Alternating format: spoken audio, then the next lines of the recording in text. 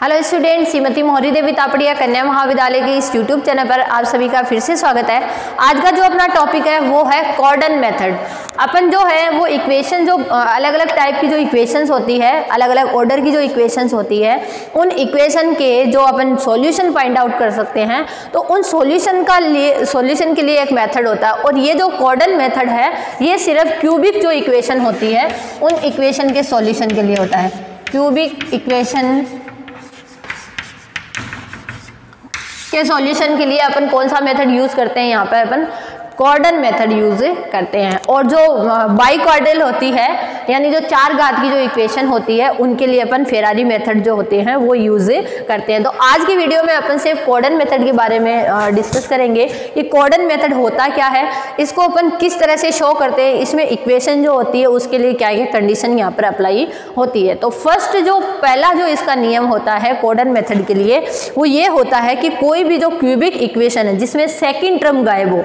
देखिए, अगर कोई इक्वेशन इस तरह से है x cube plus 3x plus 5 equals to 0, ये जो इक्वेशन है, इस तरह की जो इक्वेशन है, इसमें सेकेंड टर्म गायब होने का मतलब एक्स स्क्वायर का पद जो है वो क्या होना चाहिए, यहाँ पर गायब होना चाहिए।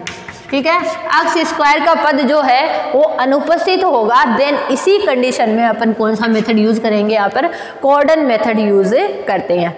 फर्स्टली पहला नियम इसका ये होता है। तो इसका अगर अपन जनरल जो इसका दिखाने का तरीका होता है, अगर वो अपन देखें तो वो किस तरह से होता है, तो देखिए अपना जो जनरल इसको शो करने का जो तरीका होता है वो होता है z cube plus 3hz plus g equal to 0। ये क्या होती है? ये अपनी कॉर्डन मेथड के लिए जो इक्वेशन होती है, व्यापक जो समीकरण जिसको अपन बोलते हैं, जिससे अपन इक्वेशन को यहाँ पे शो करते हैं, वो यहाँ पर रहता है। ठीक है, ये एक क्यूबिक इक्वेशन यहाँ पर अपने लेट करते हैं। ठीक है, अब यहाँ पे अपने को ये चीज़ भी लेट करनी होती है कि इस क्यूबिक इक्वेशन का एक सॉल्यूशन अपने को लेट करना होता है। आज के वीडियो के अंदर सिर्फ अपन इस मेथड को सीखेंगे कि किस मेथड से किसको कौन कौन से स्टेप होते हैं, उन स्टेप्स की हेल्प से अपन जो इक्वेशन है उनको सॉल्व करेंगे। तो पहला जो मेथड होता है, ये जो इक्वेशन अपनी गिवन होती है, इस इक्वेशन को उस जो गिवन अपने पास इक्वेशन होती है उससे क्या करना होता है, कंपेयर करके इनकी वैल्यू जो है वो निकालनी होती है। ठीक है, अब यहाँ पे जो सेकंड काम होता है उसमें इसमें एक समीकरण का मूल अपने को मानना होता है। माना समीकरण का एक मूल, समीकरण का एक मूल जो है वो ये मानना होता है u की पावर 1/3 प्लस v की पावर 1/3 है। ये क्या मानना है आपको? इस समीकरण का एक मूल मानना होता है। ठीक है, तो इस समीकरण का एक मूल अगर आप इसको मानते हो तो अपन ये लिख सकते हैं कि z बराबर u plus 1/3 plus v plus 1/3। मूल होने का मतलब z के यहाँ पर 3 मान आएंगे, उस मान में से एक मान जो है वो क्या है, u की पावर 1/3 प्लस v की पावर 1/3 यहाँ पर होता है। ठीक है, जो नेक्स्ट इसका स्टेप होता है उसमें देखिए अपन क्या करते हैं, ये लेट कर लिया। अब इसका क्या करना होता है, क्यूब करना होता है, क्योंकि यहाँ पर जो वैल्यू होती है वो किसकी नीड होती है, अपने को क्यूब की नीड होती है। ठीक है, तो जब अपन इसका क्यूब करते हैं तो देखिए u plus 1/3 plus v plus 1/3 का क्यूब, तो a प्लस b के होल क्यूब क्या होता है, a क्यूब, यानी u 1/3 का cube plus b cube plus 3ab, यानी a ये और b ये प्लस, और कोष्टक लगा के प्लस में होता है a प्लस b। ये वैल्यू किसकी होती है? यहाँ पर क्यूब की होती है। कोई भी a प्लस b का होल क्यूब जब अपन खोलते हैं तो ये इस तरह से खुलता है। ठीक है, अब देखिए इसको अपन सॉल्व करते हैं किस तरह से होगा ये। तो पहली चीज़ हो गई यहाँ पे जो वैल्यू है z क्यूब बनी बराबर आएगा अपना u plus v plus 3 u की पावर 1/3 प्लस v की पावर 1/3, और इसको अपन ने क्या लेट किया था, z लेट किया था, तो ये हो गया z। ठीक है, इस तरह से हो गया ये वैल्यू। तो देखिए इतना होने के बाद अगर अपन देखिए यहाँ पे जो वैल्यू है वो देखिए किस तरह से हो गया जाएगी। इसको अपन इधर ले आते हैं, तो z क्यूब माइनस u की पावर 1/3 v की power 1/3 z plus minus u plus v बराबर 0।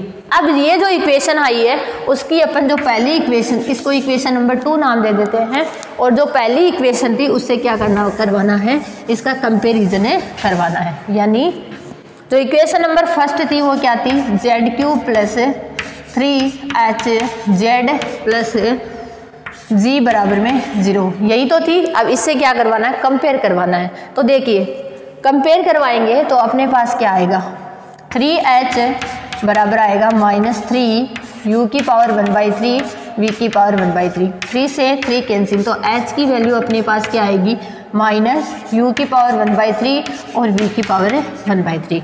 ये आ गई। यहाँ पे h की वैल्यू अपन इस तरह से फाइंड आउट कर सकते हैं, और g की जो वैल्यू है वो अगर अपन यहाँ से निकालें तो g की वैल्यू क्या आएगी, यहाँ से -u प्लस v। ठीक है, ये यहाँ पर आ जाएगी। ठीक है, अब देखिए ये वैल्यू यहाँ पर आ जाती है अपने पास में। तो देखिए जब समीकरण का एक मूल अपने पास में निकल जाता है तो बाकी कितने मूल बच गए, यहाँ पे 2 मूल बच गए। तो अब जो समीकरण अपने पास फाइंड आउट होगी वो समीकरण कैसी होगी, है कि द्विघात समीकरण होगी, और अपन u और v को क्या मान लेते हैं, उस द्विघात समीकरण के रूट वहाँ पर डिफाइन कर लेते हैं। ठीक है, तो देखिए अपने पास जो ये इक्वेशन होगी वो इससे रिप्लेस हो जाएगी। तो यहाँ पे मान लेते हैं कि माना यहाँ से u डॉट v का मान निकालें तो h³ माइनस और u v, मैंने क्या किया, दोनों तरफ क्यूब कर दिया, तो इधर हो गया h³ और इधर इनके क्यूब जो है वो हट गए और मैंने माइनस को इधर ले आई, कोई दिक्कत नहीं है। u और v का वैल्यू अपन जानते हैं कि लिख लेते हैं u तथा v, माना u v किसी द्विघात समीकरण के मूल है। ठीक है, तो मूल है तो अपन क्या लिख सकते हैं, अतः तो वो समीकरण क्या बनेगी, t²। अपन समीकरण बनाते हैं कि समीकरण जो होता है वो किस तरह से होता है कि x² माइनस यहाँ पे होता है शून्य को मूलों का योग, यहाँ पर होता है मूलों का योग, और यहाँ पर होता है मूलों का गुणनफल। ठीक है, इस तरह से जो ये वैल्यू जो है वो यहाँ पर डिफाइन होती है। ठीक है, अब देखिए इतना होने के बाद ये अपनी जो इक्वेशन है वो यहाँ पर इस तरह से बदल जाती है। अब देखिए यहाँ पर जो वैल्यूज है उनको अपन रिप्लेस कर लेते हैं। यहाँ पर क्या आ जाएगी, u plus v minus u plus v क्या है, g है, तो g t हो जाएगा, और u v क्या हो जाएगा, -h³ बराबर 0। ये इक्वेशन अपने पास में यहाँ पर बन जाती है। तो ये इक्वेशन बन गई। अब इस इक्वेशन से अपन t की वैल्यूज निकालेंगे। t की वैल्यू देखिए क्या क्या निकलेगी। यहाँ पर अपन श्रीधराचार्य मेथड यूज कर सकते हैं। तो जब श्रीधराचार्य मेथड यूज करते हैं तो u की वैल्यू बनेगी -g plus minus under root, एक वैल्यू प्लस में होगी वो तो हो जाएगी u के लिए, और जो दूसरी वैल्यू माइनस में होगी वो हो जाएगी v के लिए। तो ये हो जाएगी g² माइनस प्लस 4h³ बटा 2। ये तो वैल्यू हो जाएगी u की, और अगर अपन v को देखना चाहें तो v को आज वैल्यू आ जाएगी -g minus under root g² plus 4h³ बटा 2। ये वैल्यू किसकी आ जाएगी, u और v की क्या आ गई अपने पास में, यहाँ पर सॉल्यूशन यहाँ पर आ गए। ठीक है, तो देखिए अपने पास अपन ने जो पहला जो सॉल्यूशन माना था वो क्या माना था, u की पावर 1/3 प्लस v की पावर 1/3। ठीक है, वो माना था। तो यहाँ पर जो इस क्यूबिक इक्वेशन के जो मूल होंगे वो किस तरह से विद्यमान होंगे, देखिए यहाँ पर जो मूल लिखे जाएंगे, यहाँ पर 2 मूल अपने पास में मिलेंगे। u के भी 3 मूल मिलेंगे और v के भी 3 मूल मिलेंगे, और u और v उन दोनों को मिलाकर अपने क्या मूल बनेंगे। देखिए अपन जो मूल है वो इसके इस तरह से लिख सकते हैं। u के जो मूल है वो एक तो u होगा, ओमेगा u की पावर 1/3 होगा, और ओमेगा स्क्वायर u की पावर 1/3 होगा, एक तो ये होगा। और v के लिए v होगा ओमेगा v की पावर 1/3, ओमेगा स्क्वायर वी की पावर 1/3। अब देखिए ये जो ओमेगा जो है ये अपन ने अभी जो वैल्यूज़ निकाली है उनकी हेल्प से होगा। इकाई के घनमूल है तो इस तरह से यहाँ पर अपन जानते हैं कि कोई भी जो रूट होता है जैसे अपन लेते हैं, ठीक है, तो 1 ओमेगा और ओमेगा ये क्या होते हैं, घनमूल अपन यहाँ पर लेके चलते हैं। तो इसीलिए मैंने इसको 1 से कराया, इसको ओमेगा से और इसको ओमेगा स्क्वायर से यहाँ पे मल्टीप्लाई करवाते हैं, ठीक है। तो इसके जो रूट्स होंगे देखिए वो किस तरह से लिखे जाएंगे। पहला जो रूट होगा वो होगा u प्लस वी, ठीक है। पहला जो रूट होगा, रूट यहाँ पर 3 फॉर्म में डिफाइन होंगे यहाँ पे।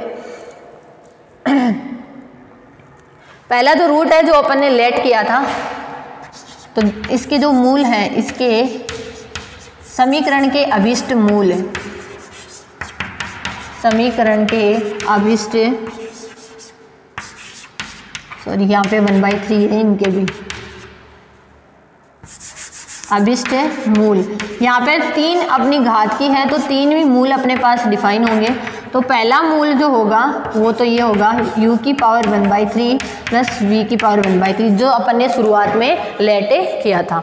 अब जो दूसरा मूल होगा वो इसके इनके तीर से गुणा करके प्राप्त होंगे, यानी पहला दूसरा होगा ओमेगा u की power 1/3 plus omega square v की पावर 1/3, ये होगा यहाँ पे दूसरा रूट, ठीक है। और जो तीसरा रूट होगा वो क्या होगा, ओमेगा स्क्वायर u की पावर 1/3 प्लस ओमेगा v की पावर 1/3, ऐसे जो है वो वैल्यूज डिफाइन होगी। अब देखिए यहाँ पे ओमेगा और ओमेगा स्क्वायर की वैल्यू क्या होगी अपने पास में, ओमेगा और ओमेगा स्क्वायर की जो वैल्यू है, ओमेगा की वैल्यू होगी 1/2 -1 प्लस आइटा √3, ये तो होगी ओमेगा की वैल्यू, ठीक है। और ओमेगा स्क्वायर जो है उसकी वैल्यू होगी 1/2 -1 माइनस आइटा √3, ये दोनों वैल्यूज जो है वो यहाँ पर रखेंगे और अपन आंसर को फाइंड आउट करेंगे, ठीक है। तो जो कोऑर्डिनेट मेथड होता है, तो कोऑर्डिनेट मेथड में सबसे पहले जो इक्वेशन गिवन होती है उसके लिए अपन एक रूट लेके चलते हैं u की पावर 1/3 प्लस v की पावर 1/3, फिर जो वैल्यूज होती है z को उसके बराबर करते हैं, रिप्लेस करते हैं, उन वैल्यूज को अपन इस तरह से जो मूल है वो अपन फाइंड आउट कर सकते हैं, ठीक है। तो ये था अपना कोऑर्डिनेट मेथड का जो बेसिक जो इसका रहता है कि किस तरह से अपन कोऑर्डिनेट मेथड को अप्लाई करते हैं, वो अपन ने आज की वीडियो में पढ़ा है। कल के वीडियो में अपन इसको एग्जाम्पल से और अच्छे से समझने का कोशिश करेंगे। आप इस वीडियो को देखिएगा, समझिएगा, और कुछ भी नहीं समझ में आता तो शेयर कीजिएगा। Thank you so much.